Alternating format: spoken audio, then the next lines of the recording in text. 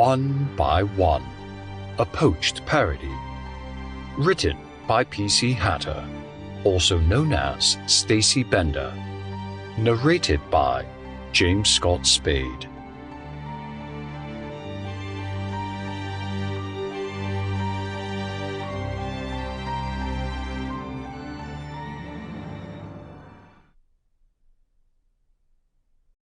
Chapter 1.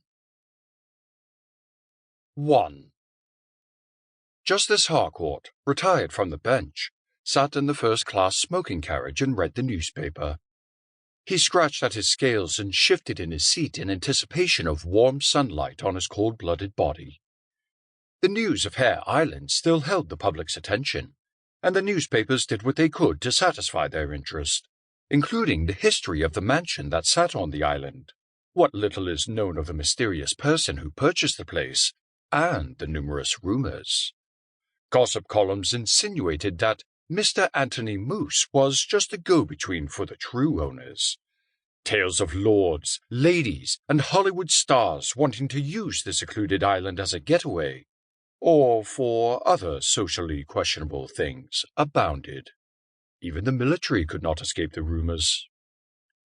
Folding the newspaper, the Komodo dragon set it on the seat next to him and pulled out the letter he'd received. Harcourt had met Lady Jane Aldman several years before. The young lynx leapt from place to place to enjoy the sun, and in her vague and somewhat convoluted letter, had invited Justice Harcourt to Hare Island. Rumbling his approval, he tucked the letter back into his pocket and fell asleep. 2.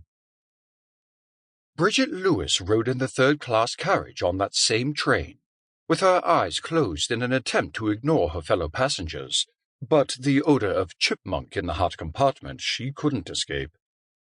Annoyed by her companion's ill use of deodorants, the poodle took comfort in the secretarial holiday post the agency had finally found her. Not only was the position void of pups, kits, and kids, but her travel expenses were paid by Mrs. Ann Moose of Hare Island. The fact that Hare Island filled the papers gave her some hope for the future. Being stuck working in a third-class school didn't help her prospects. But decent schools didn't like their teachers connected with coroner's inquests, even if they were held blameless for the incident. Mrs. Depardieu thought she was brave, and did not blame her for what happened. If only Jean-Paul... But she didn't want to think of Jean-Paul. He'd said he'd loved her. A cold shiver ran down her spine as she thought of the pup's little white head bobbing in the water as he dog-paddled to the rock. She'd followed, knowing she wouldn't make it to him in time. Wanting to escape the memories, Bridget opened her eyes and gazed at the only other occupant in the carriage, not a chipmunk. The tiger gazed back with steel-cold eyes. 3. Colin Radcliffe studied the dog in front of him. The female didn't wear the silly haircut of the aristocracy, but neither did she wear her curls frumpy like most mutts. From her poise, Radcliffe guessed she at least had a backbone, unlike most in the civilized world. He liked that in a female. But he didn't need to be thinking of females. He needed to stay focused on the job. James Kingsley didn't give him a lot of details, and Radcliffe figured the Blue Jay didn't want to mention anything illegal. Not that he would mind. He'd skated the line of the law more than once. What burned was the feeling that the bird knew he needed the 100 guineas offered. 100 guineas plus food and board for a week on Hare Island suited him just fine. 4. Miss Marion Pattinson couldn't abide smoking, so she chose a non-smoking carriage on the train.